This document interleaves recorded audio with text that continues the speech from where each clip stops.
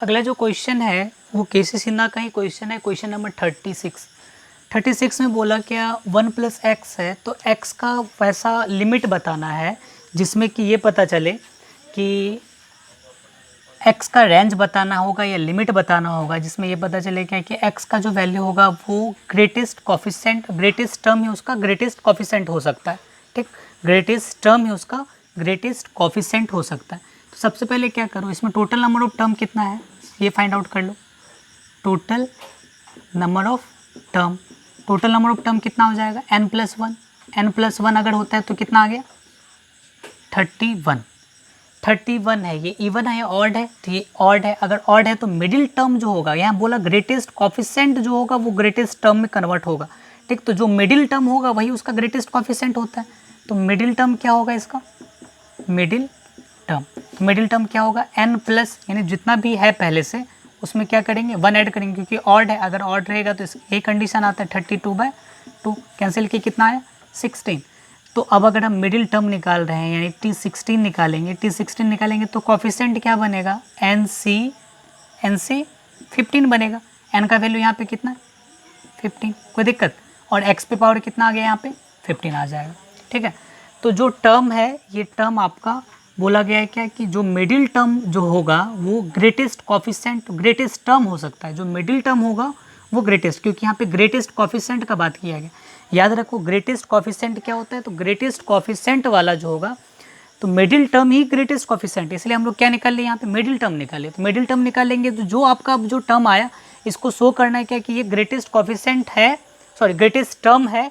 और greatest term अगर है तो x का रेंज क्या होगा, अगर ये ग्रेटेस्ट टर्म है तो इसका रेंज क्या होगा। ग्रेटेस्ट कॉफिशेंट इसलिए दिया ताकि आपको ये पता चल सके कि ग्रेटेस्ट टर्म कितने नंबर पे आ रहा है, 16 नंबर पे है या 17 नंबर पे है। तो 16 नंबर कैसे पता चला, ताकि हमको मिडिल टर्म से पता चला, क्योंकि क्वेश्चन में लिखा हुआ है ग्रेटेस्ट कॉफिशेंट क्या होता है, जो मिडिल टर्म रहता है वही क्या है ग्रेटेस्ट कॉफिशेंट है। ठीक, तो चलिए अब बात करते हैं हम लोग कि अब इसको अगर सॉल्व करना है तो अब सॉल्व करेंगे कैसे इसको। तो याद रखिए अगर हम इसको ग्रेटेस्ट टर्म साबित करना है, इसको अगर ग्रेटेस्ट टर्म साबित करना है तो क्या लिखोगे 15c x⁻15 तो लिखेंगे। इससे एक कम तो 30c कितना आएगा 14 x⁻14। इससे कम लेंगे, वो कम जो होगा जो 14th होगा, इससे पहले वाला जो टर्म होगा इससे भी ये बड़ा होगा 13c 15 x⁻15 greater than 30c। इसके बाद वाला जो टर्म होगा क्या 16, इसके बाद वाला जो कॉफिशेंट होगा 16, इससे भी ये क्या होगा बड़ा होना चाहिए।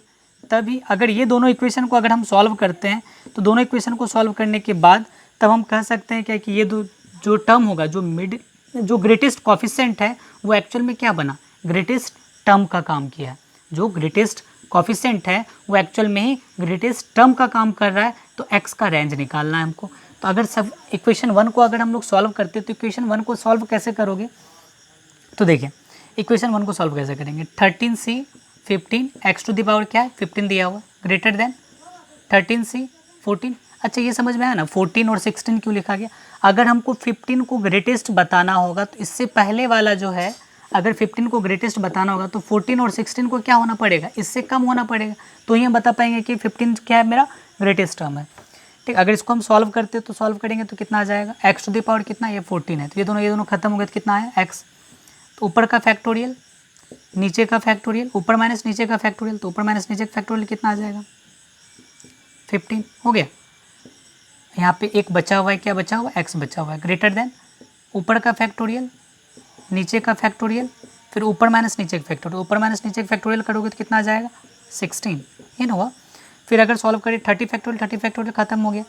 और इसको 1/15 को क्या लिख सकते हो 15 इंटू 14 का फैक्टोरियल इंटू 15 का फैक्टोरियल x ग्रेटर देन यहाँ पे कुछ नहीं तो 1 बचा 14 का फैक्टोरियल इंटू 16 इंटू 15 का फैक्टोरियल 15 खत्म 14 और 14 खत्म हो गया, तो क्या बचा x/15 is equals to 1/16 greater than. तो x का जो यहाँ पे वैल्यू आया वो 15/16 आया। ठीक है, उसके बाद फिर अगर हम इक्वेशन 2 को सॉल्व करते हो तो इक्वेशन 2 को सॉल्व करोगे तो क्या आएगा 30c 15 x⁻15 greater than 30c 16 x⁻16। इसको सॉल्व करेंगे तो कितना आ गया x। ऊपर का फैक्टोरियल, नीचे का फैक्टोरियल, ऊपर माइनस नीचे का फैक्टोरियल, ग्रेटर देन ऊपर का फैक्टोरियल, नीचे का फैक्टोरियल, ऊपर माइनस नीचे का फैक्टोरियल। फिर अगर इसको सॉल्व करते 30 खत्म हो गया, यहाँ पे एक x बचा हुआ है, ठीक। तो 1/15 का फैक्टोरियल, 15 को क्या लिख सकते हो, 15 इंटू 14 का फैक्टोरियल इंटू 15 का फैक्टोरियल रहने दिए। 1/16 को क्या लिखोगे, 16 इंटू 15 का फैक्टोरियल इंटू 14 का फैक्टोरियल इंटू एक्स। 14 क्या हो गया खत्म, 15 क्या हो गया खत्म, 15 का फैक्टोरियल 15 का फैक्टोरियल। यहाँ क्या बचा 1/15 ग्रेटर देन x/16। फिर इधर आ जाएगा 16/15 ग्रेटर देन x। क्या मतलब हुआ, x का जो वैल्यू होगा वो यानी लिमिट बताना है हमको। तो x का जो वैल्यू होगा 15/16 से ग्रेटर होगा, बट x का वैल्यू 16/15 से कम होगा। तो लिमिट क्या होगा मेरा, x का जो लिमिट होगा वो x का लिमिट होगा